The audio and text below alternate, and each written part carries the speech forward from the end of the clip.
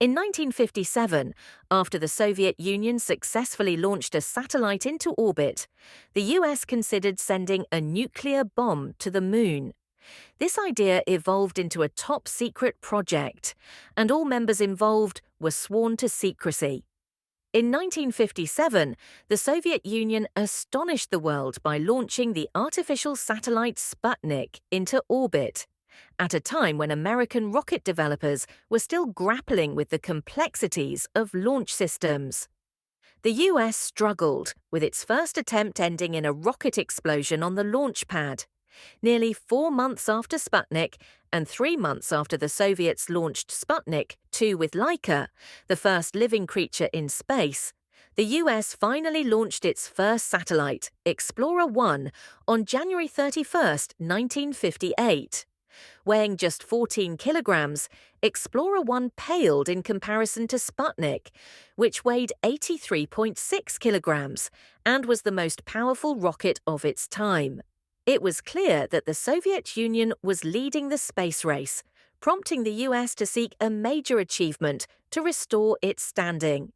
American officials began considering the possibility of sending a nuclear bomb to the moon and detonating it for the world to see. This idea led to the creation of Project A119, according to Amusing Planet. A team of physicists and scientists was quickly assembled to study the visibility of the explosion from Earth, the primary goal of the research, along with determining whether such an explosion could harm the Moon's environment. The team decided that the bomb would be detonated on the Moon's twilight zone, where sunlight would illuminate the dust cloud formed by the blast, making it visible from Earth. Notably, famed astronomer and planetary scientist Carl Sagan, then a graduate student under Gerard Kuiper, was part of the research team. Sagan was tasked with creating mathematical models of how the dust cloud would expand in space around the Moon. Initially, the team considered using a thermonuclear bomb, but it was deemed too heavy for the 386,243-kilometer journey to the Moon. Instead, they chose a smaller device with a relatively low yield of 1.7 kilotons. For comparison, the atomic bomb dropped on Hiroshima in 1945 had a yield of 13 to 18 kilotons. Research under Project A119 continued until January 1959, when the project was abruptly cancelled. All involved had to swear an oath of secrecy regarding the mission.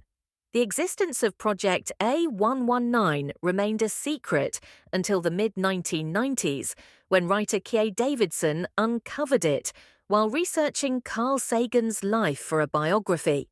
Sagan had mentioned some details of the project, and he was even accused of breaching national security when he applied for a fellowship at the University of California in 1959.